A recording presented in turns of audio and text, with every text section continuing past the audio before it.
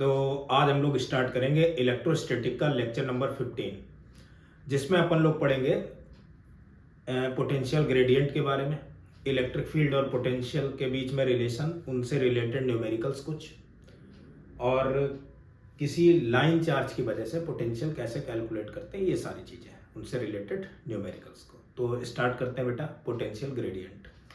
Last time मैंने एक point जब बताया था, जब मैंने पोटेंशियल बताया था due to any point charge, तो वो पोटेंशियल बेटा आया था, जो पोटेंशियल डिफरेंस आया था वो था अपने पास में माइनस का E dot D are, integration of minus का ई डॉट डी आर, ये पोटेंशियल था। अब अगर मैं ये करूं कि यहां पर इंटीग्रेशन का साइन हटाऊं, मतलब इसे डेरिवेटिव इसका अगर देखूं तो डिफरेंशिएट करूंगा तो यहां पर आ जाएगा बेटा D V equal to integration वाला साइन हट जाएगा और इधर आ जाएगा E dot D R, E dot D are.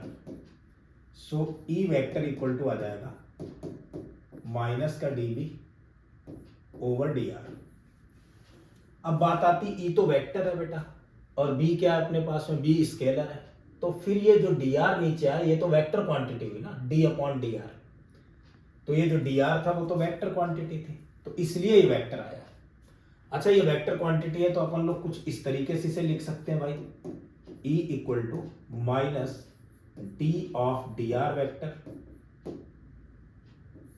Of B, B जो स्केलर क्वांटिटी। ये जो बेटा D of d r vector है ना, ये जो d of d r vector है यही होता है, इसे कहते हैं हम लोग डेल ऑपरेटर। ठीक है, ये जो टर्म होता है इसे क्या कहते हैं बेटा, डेल ऑपरेटर। और ये जो minus d we over D r मैंने लिखा हुआ है, यह है पोटेंशियल का पोजीशन वेक्टर के रेस्पेक्ट में डिफरेंशिएशन। और जब किसी चीज का पोजीशन के रेस्पेक्ट में डिफरेंशिएशन करते थे तो उसे ग्रेडियंट कहते थे।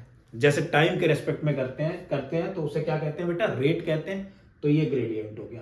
तो इलेक्ट्रिक फील्ड को अपन लोग एक और नाम से जानते हैं, that is called the potential gradient.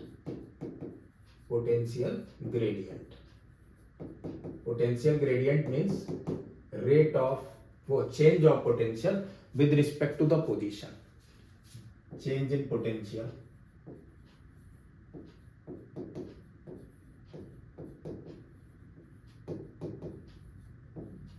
with respect to position is called potential gradient।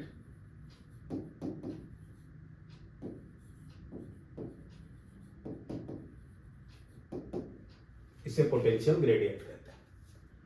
E equal to क्या हो गया बेटा, माइनस का D we over D r. तो यहां से इलेक्ट्रिक फील्ड की एक और यूनिट निकल के आती है, और वो यूनिट क्या होगी बेटा, वोल्टेज की यूनिट, पोटेंशियल की वोल्ट, और पोजीशन यानी कि मीटर।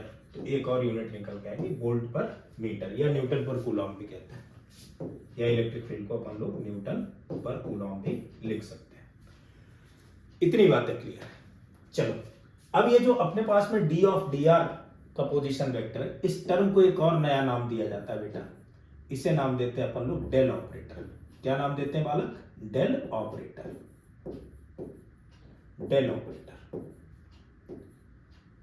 तो मैं लिख सकता हूं E vector equal to minus का डेल ऑपरेटर इंटू बी। ये जो डेल ऑपरेटर है ये वेक्टर क्वांटिटी वाला, ये डेल ऑपरेटर जो है वो क्या है, vector quantity.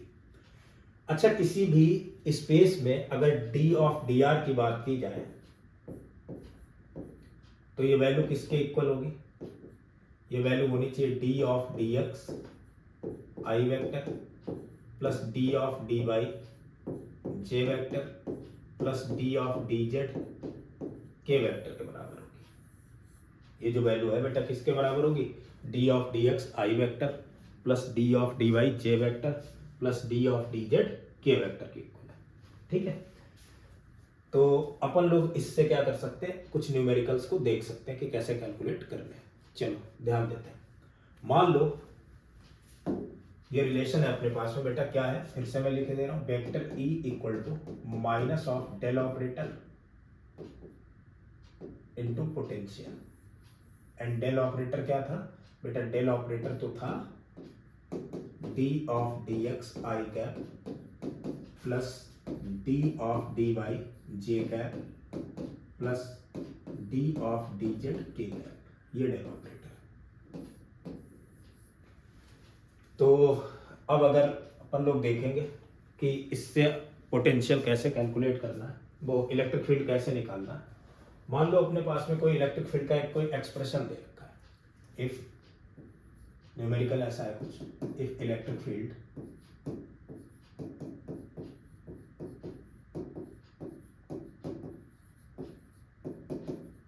In a region E vector equal to x I cap plus, sorry, if potential defined in a region, electric field vector, if potential defined in a region, if potential defined in a region as b equal to x y z, किसी region में जो potential define हो रहा है वो b equal to कितना दे रखा है, एक्स वाई जेड है, then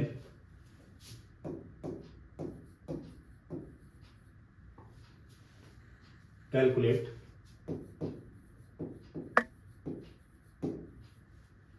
expression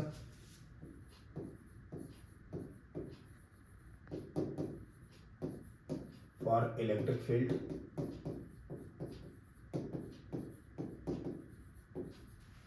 E vector equal to x I cap plus y J cap, sorry, calculate the expression for electric field E vector and potential at 1, 2, 3, इन point पर potential बताना और electric field vector की value बतानी। चलो बेटा निकाल लेते हैं। तो अगर अपन लोग इलेक्ट्रिक फील्ड के एक्सप्रेशन की बात करें तो भाई फॉर्मूला अपने पास में तैयार है, E इक्वल टू माइनस का डेल ऑपरेटर इंटू बी। अब मैं डेल ऑपरेटर को अगर लिखूं तो डेल ऑपरेटर क्या होगा भाई, डेल ऑपरेटर तो D of D x I cap plus D of D Y J cap plus D of D Z के कैप, और इस तरफ लिख दिया मैंने x Y Z.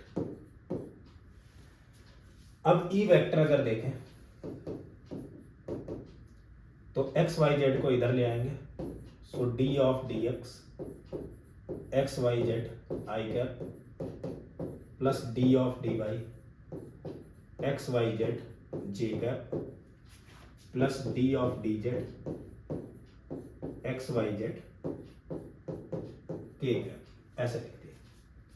Differentiation wise क्या कर देते हैं, क्या बनेगा, E vector equal to minus, इधर बेटा देखो वाई जेड कॉन्स्टेंट है क्योंकि एक्स के रेस्पेक्ट में डिफरेंशिएशन करेंगे तो वाई जेड को तो बाहर ले आएंगे, बन जाएगा D of D X of X I cap plus इस तरफ बेटा वाई का डिफरेंशिएशन करेंगे एक्स जेड कॉन्स्टेंट, तो D of D Y of Y J cap plus x Y बाहर D of D Z Z of K cap. यहां से अगर अपन लोग सॉल्व करेंगे तो E vector equal to minus Y Z D of D X of I cap, तो X का एक्स के रेस्पेक्ट में बेटा 1 होता है यानी y Z I cap plus x z J cap plus x y k cap.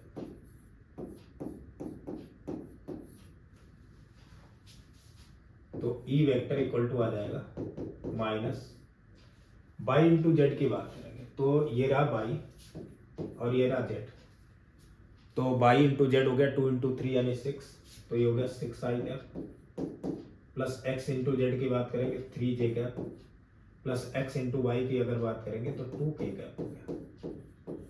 ये तो आ गया इलेक्ट्रिक फील्ड वेक्टर।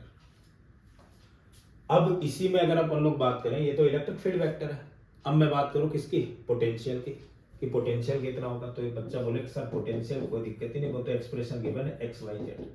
सो एक्स की वैल्यू क्या बेटा 1, वाई की 2 एंड जेड की 3, कितना आ जाएगा 6 वोल्ट। अच्छा ये बात मैंने ये लिखा क्यों, इलेक्ट्रिक फील्ड तो वोल्ट पर मीटर या न्यूटन पर कूलम, ये इसका फॉर्मूले का यूज कब करना है, वैसे तो हो जाएगा लेकिन इस फॉर्मूले का बेटा यूज तब करना है जब इलेक्ट्रिक फील्ड निकालना हो वेक्टर फॉर्म में और वेरिएबल हो, और पोटेंशियल भी वेरिएबल हो। पोटेंशियल अगर एक्स वाई जेड के टर्म में है, वेरिएबल है, तो अपन लोग ऐसी चीजों का यूज करेंगे। चलो दूसरा देखते हैं, ध्यान देना बेटा। ऐसे मान लो एक और न्यूमेरिकल है कि पोटेंशियल दे रखा है इस तरीके से, पोटेंशियल दिया है कि B इक्वल टू, डिफाइन किया गया पोटेंशियल को in a space B equal to A times of x square minus का Y square, then find expressions for electric field. Electric field के लिए एक्सप्रेशंस बताने हैं, तो बता देते हैं भाई क्या होना चाहिए। अब इलेक्ट्रिक फील्ड के लिए अगर आप अपन लोग एक्सप्रेशन देखेंगे तो बनेगा ई वेक्टर इक्वल टू क्या था भाई, माइनस का del operator into B. So minus del operator तो पता है क्या है अपने पास में, d of D x I cap plus D of D Y J cap plus D of D Z के कैप। अब ये रहा अपने पास में पोटेंशियल, ऐसे लिख लेंगे a times of x square minus a times of y square, अंदर मल्टीप्लाई करेंगे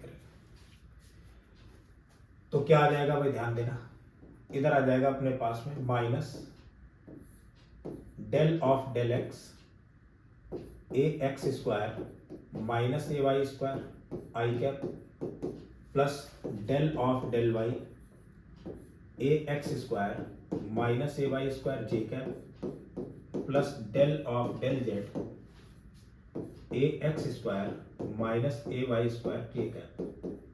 यही तो बना, यही तो बन गया ना बच्चे। अब क्या होगा बेटा, ध्यान देना, अब यहां पर मैं अगर इसका डिफरेंशिएशन करूं तो x का तो x के रेस्पेक्ट में आएगा भाई, x का x स्क्वायर है तो 2x हो गया आई कैप, लेकिन ये y वाले टर्म का तो डिफरेंशिएशन 0। ऐसे इधर x वाले का 0 होगा, y वाले का क्या होगा, y कांस्टेंट थोड़ी ना, y तो वेरिएबल है, तो उसका हो जाएगा 2ay, वो भी किसमें माइनस जे का, और इधर तो ना तो x है और ना y है, इस पूरे का तो डिफरेंशिएशन 0 हो गया। माइनस का मल्टीप्लाई करेंगे तो कितना आ जाएगा बेटा, 2ax i cap minus minus plus 2ay j cap. So electric field vector E equal to यहां से क्या कॉमन लेंगे भाई, 2a कॉमन ले लिया, क्या बचा माइनस का x आई कैप प्लस y जे कैप, ये आ गया इलेक्ट्रिक फील्ड वेक्टर। अब क्या काम करना है, ध्यान दो, नेक्स्ट देखो बेटा। तो इसी तरीके के कुछ डेल ऑपरेटर से रिलेटेड न्यूमेरिकल्स होंगे भाई, और देखते हैं। तो अभी मैंने एक बात बताई, नोट पॉइंट एक और लिख लेते हैं, एक और नोट पॉइंट लिखते हैं। मैंने ये बोला कि ये जो पोटेंशियल है उसको मैं लिख सकता हूं E dot D are. Potential को क्या लिख सकता हूं भाई, E डॉट डी आर, किसी रेफरेंस से, कोई एक रेफरेंस पॉइंट होगा उसके रेस्पेक्ट में। तो अब E वेक्टर की अगर बात करी जाए तो E वेक्टर तो पूरे रीजन में था, पूरे स्पेस में होगा, पूरे स्पेस में, तो E वेक्टर को बेटा तो हम लोग इसके कंपोनेंट्स लिख लेंगे। एक्स एक्सिस में इसका लेट कर लिया कंपोनेंट है EX, वाई एक्सिस में हो गया EY, तो EY J cap, and Z axis में हो गया EZ के कैप। ऐसी ही बात आ रही है dr वेक्टर की। सो dr vector is what, dr vector तो होगा अपने पास में बेटा क्या, dx आई कैप प्लस dy जे कैप प्लस dz के कैप, ये dr वेक्टर हो गया। मैंने बोला यहां पर E डॉट डी आर, तो E डॉट डी आर क्या होगा, तो B इक्वल टू आ जाएगा माइनस, E को लिखोगे भाई EX आई कैप प्लस EY जे कैप प्लस EZ के कैप डॉट डी आर का मतलब हो गया डी एक्स आई कैप प्लस डी वाई जे कैप प्लस डी जेड के कैप। अब इनका अगर डॉट प्रोडक्ट करेंगे तो क्या बन जाएगा, b equal to minus integration of E x d x plus integration of E y d y plus integration of E z d z. बाकी सबसे थोड़ी ना होगा बेटा, आई डॉट आई 1 हो जाता है ना, बाकी आई डॉट जे तो 0 हो जाएगा, आई डॉट के भी 0 हो जाएगा, इतने बचेंगे बेटा। तो अब पोटेंशियल अगर अपन लोग को किसी रेफरेंस में निकालना है तो इस फॉर्मूले का यूज करेंगे। जैसे देख लेते हैं न्यूमेरिकल। न्यूमेरिकल कुछ इस तरीके का है कि मान लो इलेक्ट्रिक फील्ड वेक्टर गिवन है, electric field vector in a space is given as 2x i cap 2x square i cap sorry 2x i cap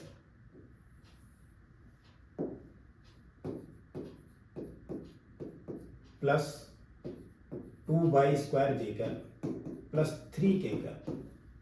then find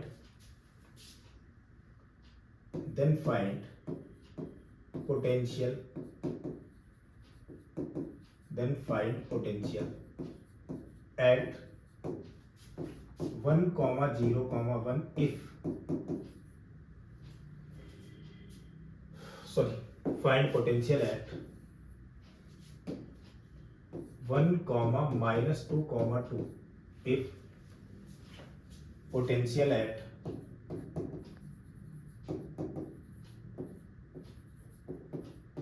origin is 0।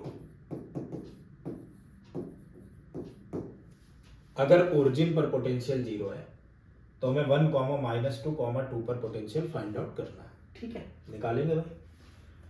सो देखो भाई, अब पोटेंशियल कैसे निकालते हैं, मैंने बता दिया क्या होता है बेटा, माइनस का integration of E x d x plus integration of E y d y plus integration of E z d z. अब इनके एक्स और वाई और जेड कंपोनेंट देखते हैं। तो इलेक्ट्रिक फील्ड का बेटा एक्स कंपोनेंट तो ये रहा, वाई कंपोनेंट ये हो गया और जेड कंपोनेंट तो 3 हो गया। ठीक है, तो पोटेंशियल बी की वैल्यू आ गई minus integration of x component of the electric field 2x dx plus y components of the electric field that is 2y square dy plus z component of the electric field 3 dz। यही तो बना, इसके बाद तो कुछ term है ही नहीं। ठीक है यार, बनाते हैं जरा। अब अगर इसमें ये दे रखा है कि b equal to minus 2x, बेटा 2x का इंटीग्रेशन कितना हो जाएगा, 2 तो कांस्टेंट है, x का हो गया x square by 2 plus 2 by square का बेटा हो जाएगा बाई क्यूब बाई 3 एंड 3 का हो जाएगा 3z प्लस एक कांस्टेंट हो रहेगा।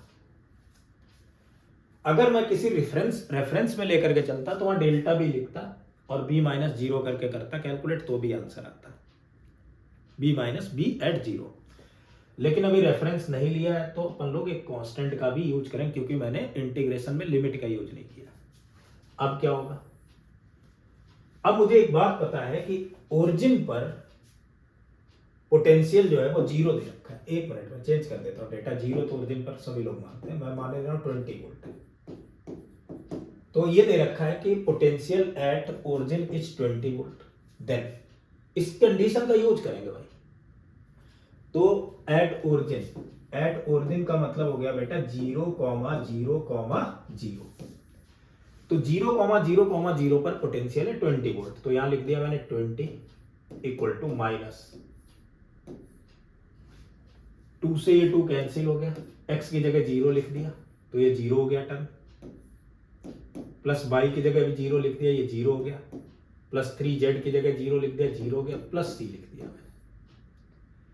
तो c की वैल्यू बेटा यहां से आ गई अपने पास में कितनी, -20 जो भी हो, वोल्ट हो जो भी हो, आई डोंट नो, ये c की वैल्यू आ गई। वैसे वोल्ट में ही होनी चाहिए क्योंकि वोल्टेज नहीं निकालना। अब इस C की वैल्यू उठा करके अपन लोग क्या काम करेंगे, इस पॉइंट पर निकालना है पोटेंशियल। तो पोटेंशियल एट 1, -2, 2। सो पोटेंशियल का एक्सप्रेशन क्या है, -x²,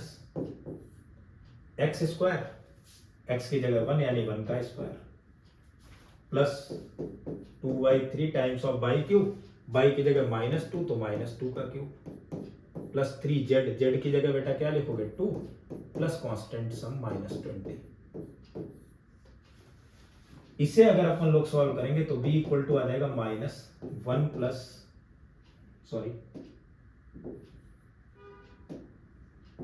-1 -16/3 प्लस 6 माइनस का 20। कितना बन जाएगा ये टर्म, पोटेंशियल आ जाएगा बेटा -3 - 16 कितना बचेगा, -13 एंड -20 -33 प्लस का 6 आएगा तो माइनस का 27, यानी कि बी की वैल्यू आ गई प्लस का 27 वोल्ट। ये आंसर आ गया। यहां तक तो बात क्लियर है, इसमें कोई दिक्कत नहीं है। अब एक काम करते हैं और एक रिलेशन देखते हैं। एक मैक्सवेल ने रिलेशन और बेटा दिया था, उस पर बात कर लेते हैं, ठीक है, इलेक्ट्रिक फील्ड में। सो मैक्सवेल रिलेशन,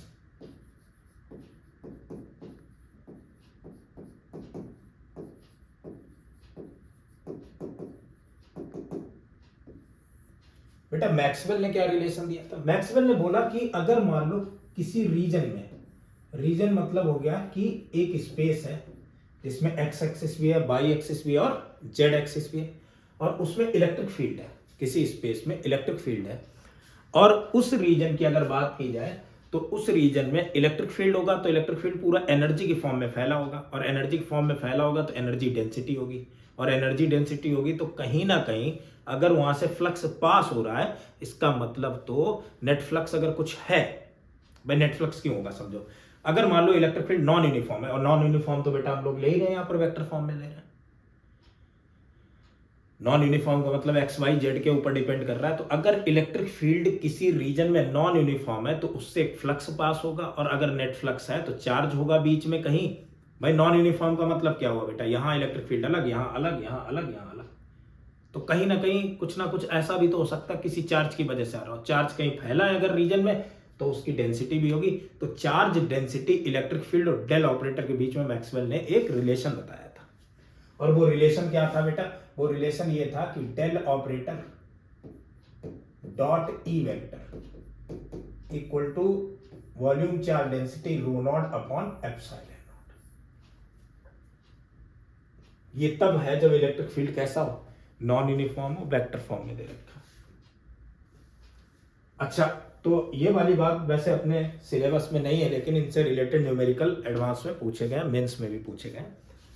तो बेटा इससे रिलेटेड एक छोटा सा मैं न्यूमेरिकल कर लेता हूं। हाँ, ऐसे न्यूमेरिकल गॉस थ्योरम से लग जाएंगे, लेकिन अपन लोग इसकी भी थोड़ी सी प्रैक्टिस कर लेते हैं, ठीक है।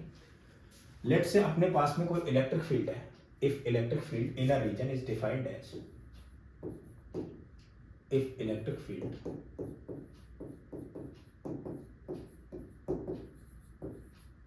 in a region is defined as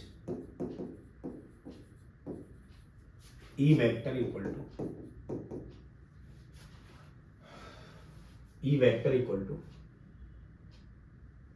किसी रीजन में इलेक्ट्रिक फील्ड है E वेक्टर, और E वेक्टर की वैल्यू क्या दे रखी है, लेट से 2xi cap plus Y square J cap plus 3k cap, then find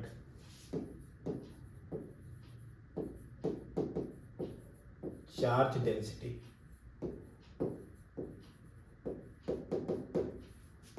of that region. उस रीजन की चार्ज डेंसिटी बतानी है। चलो निकालते हैं भाई। तो अब चार्ज डेंसिटी निकालने के लिए अपन लोग डेल ऑपरेटर का यूज करेंगे। So del operator dot E vector equal to है रो अपॉन में epsilon naught. Del operator is what, del operator तो है बेटा D of D x I cap plus D of D Y J cap plus D of D Z के cap dot E vector, and E vector is what 2x i cap plus Y square J cap plus 3k cap equal to rho upon में epsilon naught. तो अब इनका dot product अगर करेंगे so D of D X 2x plus D of D Y Y square plus D of D Z into 3 equal to rho upon में epsilon naught. X का बेटा x के respect में डिफरेंशिएशन तो आ जाएगा 2, यानी ये हो गया 2 प्लस इसका आ जाएगा 2 बाई और 3 का कितना हो जाएगा 0 इक्वल टू रो अपॉन में एप्सिलॉन नॉट। अब इसमें ये पूछा जाएगा charge density in that region at, भाई यूनिफॉर्म तो है नहीं, नॉन यूनिफॉर्म है तो हर पॉइंट पर अलग अलग चार्ज डेंसिटी होगी। पूछ दिया गया एट 1, 0, 1 पर बताओ। तो बेटा x की जगह तो रखेंगे अपन लोग 1, यानी है ही नहीं तो 2 रखेंगे। y की जगह क्या लिख देंगे 0, और वो तो 0 है ही वैल्यू, तो रो अपॉन में epsilon not. So charge density रो की वैल्यू आ गई 2 times of epsilon not Coulomb पर मीटर क्यूब। मेरे ख्याल से ये वाली बात भी समझ में आ गई होगी, बहुत अच्छी बात है। चलो आगे बढ़ते हैं भाई, एक पॉइंट और देखते हैं जरा एनर्जी से रिलेटेड। ठीक है, तो एनर्जी से रिलेटेड एक पॉइंट है बेटा, ध्यान देते हैं कि कोई दो मेटेलिक शीट्स हैं, लेट से S1 एंड S2, और उनमें जो चार्ज है सरफेस चार्ज डेंसिटी है बेटा सिग्मा 1 एंड सिग्मा 2। दो मेटेलिक शीट है, एक ये मेटेलिक शीट है, एक ये मेटेलिक शीट है, और लार्ज मेटेलिक शीट है। लार्ज मेटेलिक शीट है, इसका मतलब इनफाइनाइट चार्ज शीट हो गई। एक की चार्ज डेंसिटी बेटा गिवन है सिग्मा 1 और दूसरे की चार्ज डेंसिटी गिवन है बेटा सिग्मा 2। फिर क्या बोला गया सिग्मा 1 की वैल्यू जो है बेटा वो ग्रेटर देन सिग्मा 2 है, ये गिवन है सारी चीजें। ठीक है, गिवन ये है कि सिग्मा 1 की वैल्यू बेटा ग्रेटर देन सिग्मा 2 है। हमें फाइंड आउट करना है कि work done by electric field moving a point charge distance a from S1 towards this along the line making angle π/4 to the normal. ठीक है, ऐसे मान लो यहां से कोई चार्ज चल रहा है और इन दोनों को मिलाने वाली लाइन तो ये है, इनके बीच की डिस्टेंस बेटा d है, और कोई चार्ज इसमें मूव कर रहा है डिस्टेंस a ऐसे, a डिस्टेंस मूव कर रहा है ऐसे। ठीक है, सॉरी, और ये एंगल है 45 डिग्री। तो यहां से यहां तक जाने में वर्क कितना लगेगा, पॉइंट ए से पॉइंट बी तक पहुंचने में वर्क कितना लगेगा। सो वर्क डन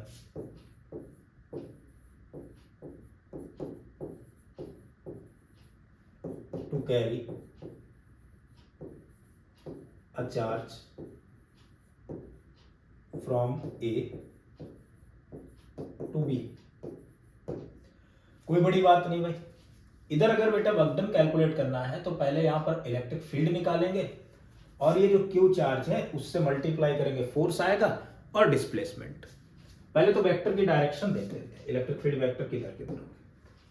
इस वाले की वजह से इस पूरे रीजन में इलेक्ट्रिक फील्ड होगा बेटा इधर E1 और इस प्लस E2 की वजह से इधर होगा। और अगर बात की जाएगी तो E1 is greater than E2, क्यों? क्योंकि E1 की तो वैल्यू बेटा क्या होगी सिग्मा अपॉन में 2 epsilon not. Non conducting sheet मान करके चल रहा हूं मैं, E1 की वैल्यू होगी सिग्मा अपॉन में 2 एप्सिलॉन नॉट सिग्मा 1, और E2 की वैल्यू है सिग्मा 2 अपॉन 2 एप्सिलॉन नॉट। तो नेट फील्ड कौन सा हो जाएगा, तो एक बच्चा बोले सर नेट फील्ड तो हो गया अपने पास में E1 माइनस E2। डायरेक्शन किधर होगी, डायरेक्शन बेटा इस तरफ। सो E1 माइनस E2 की वैल्यू आ जाएगी 1/2 एप्सिलॉन नॉट कांस्टेंट बाहर, यहां बचा सिग्मा 1 माइनस का सिग्मा 2, ये हो गया ई नेट। अब क्या काम करा जाए, अब कैलकुलेट करते हैं force. So force is what, force होगा Q इंटू ई नेट,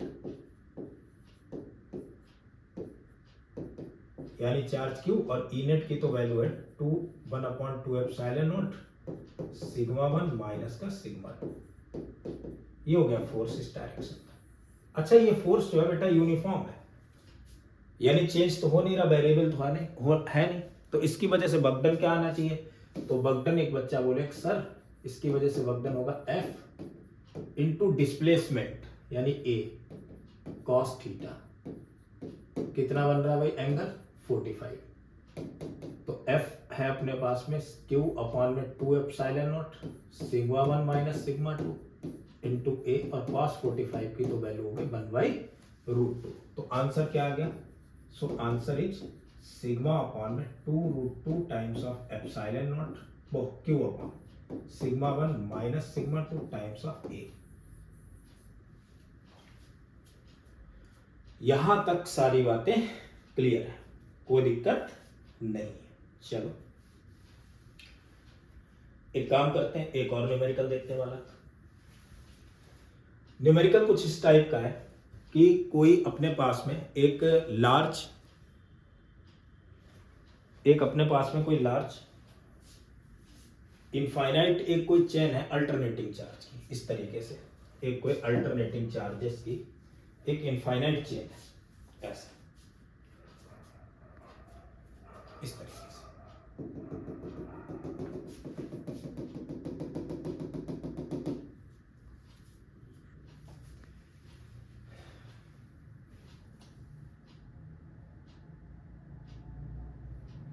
इस तरीके से दे रखी, इधर पर चार्ज है पहले बेटा Q, उससे A डिस्टेंस दूर है कोई charge minus Q,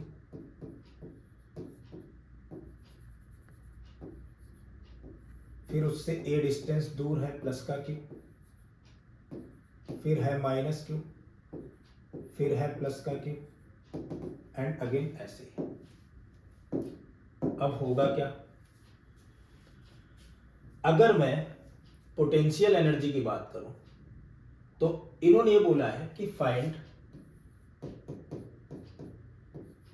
potential energy of interaction, infinity तक ऐसा हो रहा है।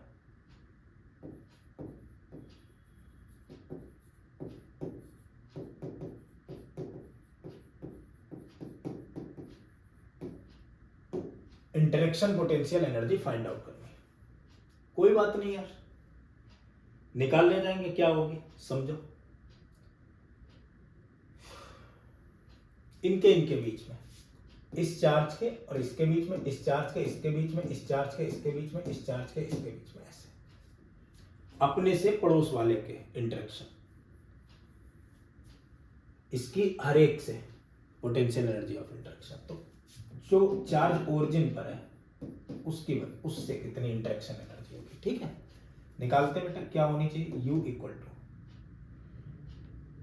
1/4 pi epsilon not Q into minus Q बेटा, माइनस का Q स्क्वायर अपॉन में A, plus 1/4 pi epsilon not Q into Q plus का Q स्क्वायर अपॉन में 2A, plus 1/4 pi epsilon not Q into minus Q, minus का Q square upon में 3A।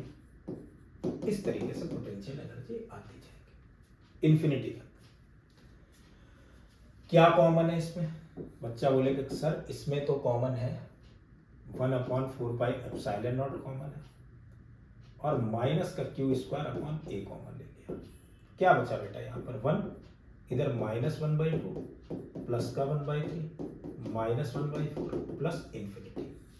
अब ये किसकी सीरीज है यार, याद करो कि log E base 1 plus x, logarithm की जो सीरीज होती थी वो क्या होती थी भाई, होती थी 1 minus x/2 plus x³ minus x⁴/4 plus up to infinity, ये चला करती थी, लॉगरिथम की सीरीज थी। तो अगर इस तरीके की सीरीज है, मैं x की जगह 1 पुट करता हूं, तो put x equal to 1,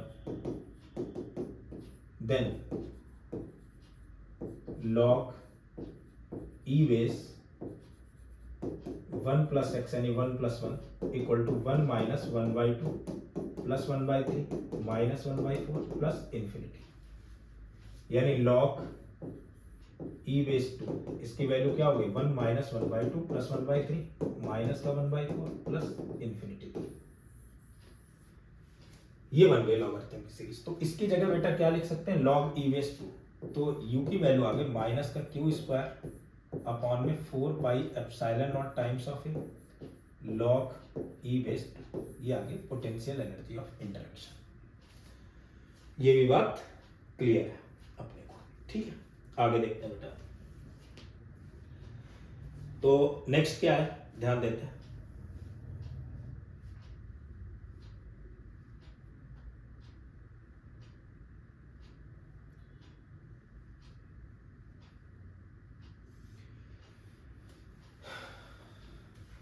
So next is equipotential surface. Next topic is equipotential surface. क्या होती है बेटा समझो।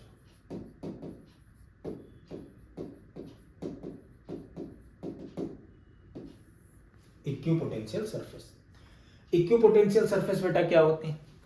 इक्विपोटेंशियल सरफेस वो सरफेसेस होती है जिनके हर एक पॉइंट पर पोटेंशियल सेम होगा, ठीक है। Equipotential surfaces are those, equipotential surfaces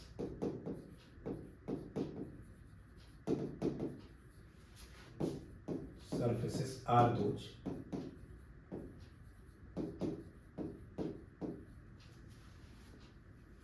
at which every point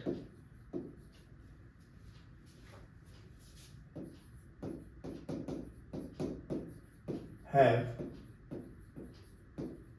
equal potential। हर एक पॉइंट का पोटेंशियल क्या होगा? इक्वल होगा। वो सरफेस जो होती है वो इक्विपोटेंशियल सरफेस हुआ करती है। अब देखो इसमें क्या होगा समझो, जिनके हर एक पॉइंट का पोटेंशियल कैसा होता है? सेम होता है, that surfaces are called equipotential surface. जैसे मैं कहूं कि ये जो पोटेंशियल, ये सरफेस है कोई एक, ये सरफेस है, इलेक्ट्रिक फील्ड ऑफ लाइंस ऐसे चल रही है, एक ये सरफेस होगी, तो इन सरफेसेस का, एक ही सरफेस की बात कर रहा हूं, इन सरफेसेस में इसका जो पोटेंशियल मैंने लेट कर लिया 12 वोल्ट है और इसका है 7 वोल्ट, तो इसके यहां वाले इस पॉइंट का भी 12 वोल्ट होगा, इस पॉइंट पर भी पोटेंशियल 12 होगा, इस पॉइंट पर भी पोटेंशियल 12 होगा। यानी मैं कहूं potential at point A, B and C, हर एक पॉइंट पर पोटेंशियल तो 12 वोल्ट ही होगा।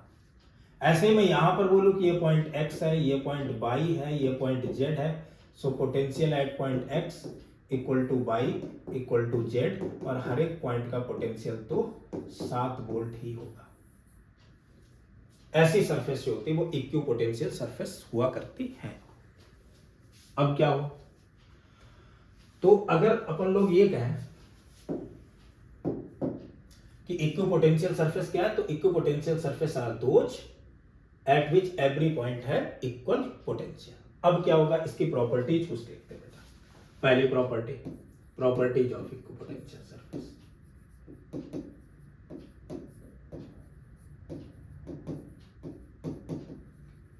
Properties of equipotential surface.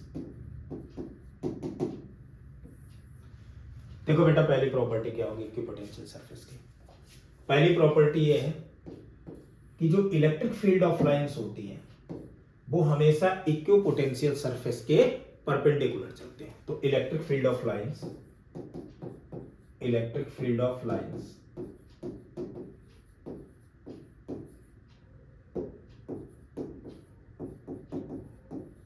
Always runs, always run perpendicular to the, always run perpendicular to the,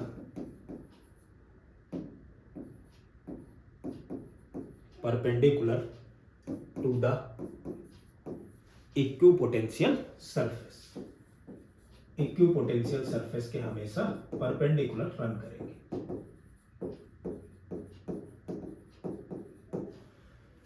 मतलब क्या है कहने का, समझो जरा। मतलब ये है बालक कि अगर मैं बात करता हूं, ध्यान देना, मैंने कहा कि एक चीज मैंने बताई थी, potential difference D delta B equal to minus का ई डॉट डी आर, ये बात मैंने बोली थी, सारे बच्चे समझ कह रहे होंगे हाँ सर बोली थी। अब मैं कह रहा हूं इक्विपोटेंशियल सरफेस है, तो इक्विपोटेंशियल सरफेस का जितना पोटेंशियल ए पॉइंट पर होगा उतना ही तो बी पॉइंट पर होगा।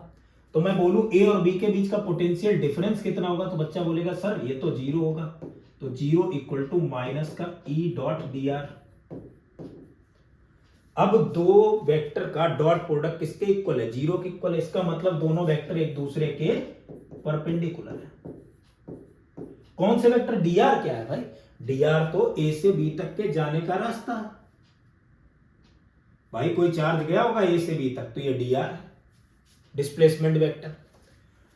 तो इलेक्ट्रिक फील्ड वेक्टर और डिस्प्लेसमेंट वेक्टर एक दूसरे के परपेंडिकुलर। इलेक्ट्रिक डिस्प्लेसमेंट वेक्टर है किसके अंदर, है तो भाई सरफेस के ही अंदर, यानी सरफेस जो है वो इलेक्ट्रिक फील्ड के परपेंडिकुलर हो गई। तो हमेशा electric field of lines equipotential surface से परपेंडिकुलर मूव करेंगे, ये बात बिल्कुल ध्यान में रखनी है। क्लियर है ना ये बात। जैसे मैं कहूं कि एक इक्विपोटेंशियल सरफेस खींच करके दिखाओ, तो बच्चे कहेंगे हाँ सर खींचते किसकी वजह से, किसी चार्ज की वजह से। मैंने एक चार्ज बनाया और इसकी वजह से, अब इस चार्ज से पहले मैं इलेक्ट्रिक फील्ड ऑफ लाइंस बना लेता हूं, तो बच्चे बोले सर ये तो चारों तरफ जाएंगी, इधर भी जाएंगी, इधर भी जाएंगी, इधर भी जाएंगी, ऐसे भी जाएंगी, ऐसे भी जाएंगी, ऐसे भी जाएंगी, तो क्या किया जाए। तब तो सर इसके परपेंडिकुलर तो एक ये रहा, एक ये रहा, एक ये पॉइंट रहा, एक ये पॉइंट रहा, एक ये पॉइंट रहा, एक ये पॉइंट, इन सबको मिला दो।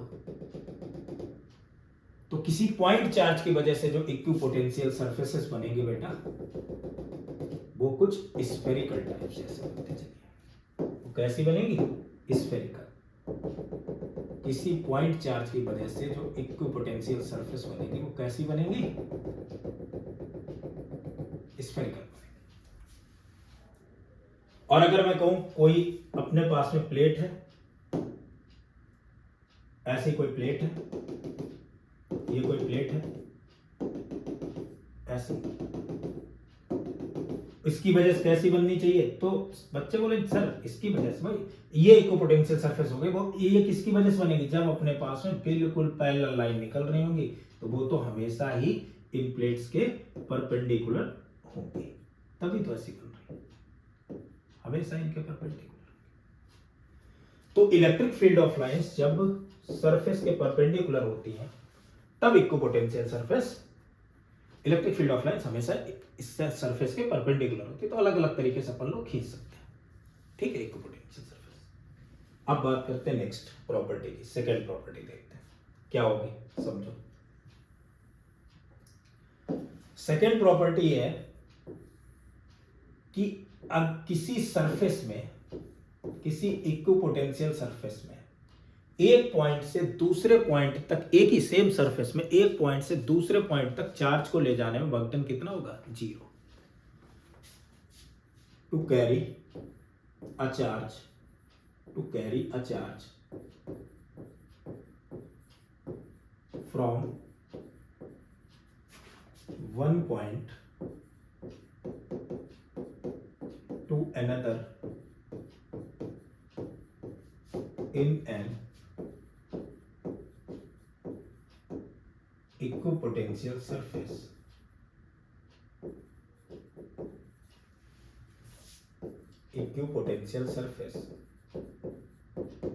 is zero। एक पॉइंट से दूसरे पॉइंट तक ले जाने में जो वर्क डन होता है इक्विपोटेंशियल सरफेस में, वो हमेशा क्या होता है, जीरो होता है, एक पॉइंट से दूसरे पॉइंट। जैसे मैं ये बोलूं कि यहां पर जो पोटेंशियल होगा बेटा, देखो इलेक्ट्रिक फील्ड से चलने की अपोजिट डायरेक्शन ऑलवेज पोटेंशियल क्या होता था, ज्यादा। मैंने ये बात पहले भी बताई है। तो यहां पोटेंशियल मान लो 12 वोल्ट है, यहां पर 7 वोल्ट है, यहां पर 2 वोल्ट है, यहां पर -2 वोल्ट है, और यहां पर मैंने कह दिया -7 वोल्ट है, ऐसा है कुछ। तो इलेक्ट्रिक फील्ड से अपोजिट डायरेक्शन में जाता है। अब पॉइंट जो है, कोई चार्ज जो है वो इस पॉइंट पर है, यहां कोई चार्ज है क्यू, वो चला इधर पहुंचा, तो इस पॉइंट से इधर पहुंचने पर पूछा जाए कि वर्क डन कितना हुआ, तो ये तो एक ही सरफेस पर पॉइंट है दोनों, तो दोनों पर तो पोटेंशियल क्या होगा सेम, यहां पोटेंशियल V1 यहां V2 और V1 तो V2 के क्या है बेटा बराबर, तो पोटेंशियल डिफरेंस कितना आ जाएगा, बच्चे बोले V1 minus V2 that is equal to the zero. और अगर पोटेंशियल डिफरेंस जीरो है तो वर्क डन क्या होना चाहिए, तो बच्चा बोले सर वर्क डन तो होता था Q इंटू डेल्टा बी, सो Q डेल्टा बी की वैल्यू तो हो गई जीरो, सो वर्क डन भी हो जाएगा जीरो, तो वर्क डन तो हो गया जीरो। ये भी बात क्लियर हो गई। अब क्या पूछा, नेक्स्ट एक और अपन लोग लेकर के चलते हैं, प्रॉपर्टीज की इंपॉर्टेंट है। जहां पर इलेक्ट्रिक फील्ड स्ट्रांग होता है वहां पर जो इक्विपोटेंशियल सरफेस होती है वो डेंस होती है। इक्विपोटेंशियल सरफेसेस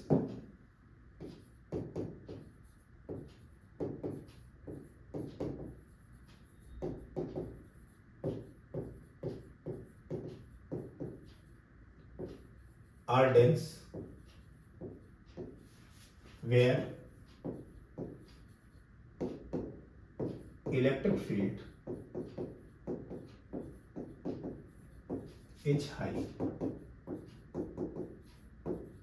जहां पर इलेक्ट्रिक फील्ड ज्यादा होगा वहां पर इक्विपोटेंशियल सरफेस कैसी होगी, डेंस। जैसे अभी मैंने बनाया था बेटा, प्लस क्यू चार्ज था, इसकी वजह से ये फील्ड लाइंस चल रही, तो इक्विपोटेंशियल सरफेस एक तो ये हो गई ऐसे, तो यहां देखो पास पास है, इधर दूर हो गए, क्योंकि इलेक्ट्रिक फील्ड यहां पर है स्ट्रॉन्ग, पास पास है फील्ड लाइंस, इधर है दूर दूर वीक है। और अगर यही अपने पास में ऐसे करके पैरेलल लाइन होती है, यानी इलेक्ट्रिक फील्ड अगर यूनिफॉर्म होता, तो इलेक्ट्रिक फील्ड अगर यूनिफॉर्म होता तब कैसी होती, तब तो इक्विपोटेंशियल लाइन डेंस नहीं होती, बिल्कुल इक्वल डिस्टेंस में सारी की सारी होती है, तब कुछ इस तरीके होते। तो ये बात भी कुछ पल्ले पड़ती है, कोई दिक्कत नहीं बेटा। अब एक काम करते हैं, एक न्यूमेरिकल देख लेते हैं। न्यूमेरिकल कुछ इस तरीके का है, न्यूमेरिकल तो कुछ इस तरीके का। न्यूमेरिकल में दे रखा है बेटा ऐसे कि ये वाई एक्सिस है और इधर है एक्स एक्सिस, ठीक है, ये एक्स एक्सिस है और कुछ इक्विपोटेंशियल सरफेसेस बनाई गई हैं ऐसे,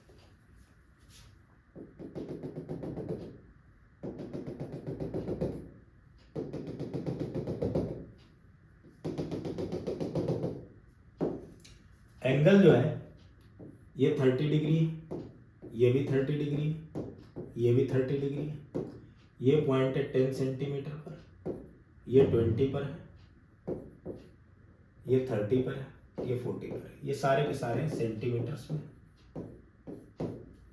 और ये भी है इन सेंटीमीटर्स, ये सारे के सारे सेंटीमीटर्स में। Then find electric field, direction and magnitude of the electric field, then find direction and magnitude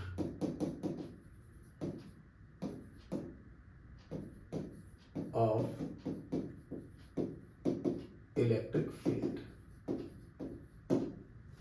electric field का मैग्नीट्यूड और उसकी डायरेक्शन पता करनी है। बेटा देखो क्या होगा, हमेशा होता क्या है, होता यह है कि इलेक्ट्रिक फील्ड लाइंस जो होती है वो हमेशा इक्विपोटेंशियल सरफेस के परपेंडिकुलर होती है। अच्छा, इनका वोल्टेज भी दे रखा है, वोल्टेज कुछ ऐसे डिफाइन किया गया, यहां पर है 10 वोल्ट, यहां पर है 20 वोल्ट, ये सरफेस है 30 वोल्ट और ये है 40 वोल्ट, ऐसा ये गिवन है। तो इक्विपोटेंशियल लाइन के, इक्विपोटेंशियल सरफेस के हमेशा इलेक्ट्रिक फील्ड ऑफ लाइंस कैसी होती है, परपेंडिकुलर। तो ऐसे अगर ये सरफेस है तो या तो इलेक्ट्रिक फील्ड ऑफ लाइंस ऐसे परपेंडिकुलरली पास होगी, या फिर इस डायरेक्शन में पास होगी। किस में पास होनी चाहिए? अभी मैंने एक बात बोली थी, इलेक्ट्रिक फील्ड ऑफ लाइंस की डायरेक्शन से अपोजिट डायरेक्शन पोटेंशियल ज्यादा होता है। इलेक्ट्रिक फील्ड की डायरेक्शन पोटेंशियल क्या होता है? कम। अगर मैं ऐसे लाइन ड्रॉ कर दूं इधर की तरफ ये, तो इलेक्ट्रिक फील्ड की डायरेक्शन पोटेंशियल बढ़ेगा, और अगर इधर की तरफ पोटेंशियल बढ़ रहा है तो इसका मतलब ये तो नहीं होनी चाहिए, इससे अपोजिट डायरेक्शन पोटेंशियल ज्यादा होना चाहिए। तो बेटा लाइन क्या होनी चाहिए? बच्चा बोले सर लाइन तो ऐसी होनी चाहिए ये, और अगर ये लाइन है तो ये तो एंगल बन गया 90 डिग्री। अब समझो बेटा, भाई ये एंगल 90 डिग्री है, ये एंगल जो है ये 90 डिग्री है, और इतना रहा 30 डिग्री। तो एक्स एक्सिस के साथ इलेक्ट्रिक फील्ड ने एंगल कितना बनाया? तो बच्चा बोलेगा आराम से sir angle between x axis and electric field vector is 120 degree. इनके बीच का एंगल कितना हो गया? 120 डिग्री। दूसरी चीज क्या पूछी गई? दूसरी चीज इसका मैग्नीट्यूड पूछ दिया। अब मैग्नीट्यूड कैसे निकालोगे? यहां से परपेंडिकुलर ड्रॉ कर दो, ये इनके बीच की डिस्टेंस है बेटा 10, तो सामने वाली साइड तो हो गई 10 sin 30, ये हो गया dr। तो इलेक्ट्रिक फील्ड होता था बेटा मैग्नीट्यूड कितना? Delta B over delta R. ये भी तो लिख सकते थे अगर यूनिफॉर्म है तो, वैसे डीबी ओवर डी आर लिखते हैं। डेल्टा बी क्या होना चाहिए बेटा? 20 - 10, और डेल्टा आर मतलब इसी डायरेक्शन में इनके बीच की डिस्टेंस, वो कितनी है? 10 sin 30। So 20 - 10 that is 10, 10/10 sin 30 value 1/2, 10 से 10 कैंसिल, तो ये आ जाएगा 2 वोल्ट पर मीटर। मैग्नीट्यूड और डायरेक्शन दोनों आ गए। तो मेरे ख्याल से यहां तक इलेक्ट्रिक फील्ड से रिलेटेड सारी बातें क्लियर हो गई होंगी। तो अब बेटा नेक्स्ट लेक्चर में अपन लोग, अभी तक पॉइंट चार्ज की वजह से अपन लोग पोटेंशियल पढ़े थे, नेक्स्ट लेक्चर में अपन लोग अलग अलग बॉडीज के, रॉड की वजह से, रिंग की वजह से, स्फीयर की वजह से, डिस्क की वजह से क्या क्या पोटेंशियल आते हैं, उनसे रिलेटेड कैसे न्यूमेरिकल बनेंगे उस पर स्टडी करेंगे। तब तक के लिए थैंक यू।